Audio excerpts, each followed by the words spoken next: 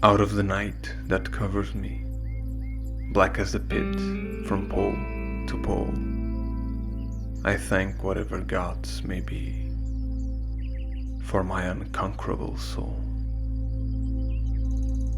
In the fell clutch of circumstance, I have not winced nor cried aloud.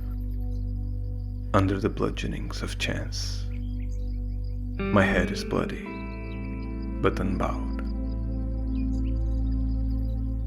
Beyond this place of wrath and tears looms but the horror of the shade, and yet the menace of the years finds and shall find me unafraid.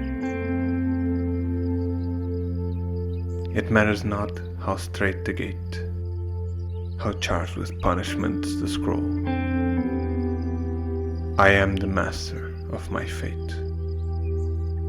I am the captain of my soul.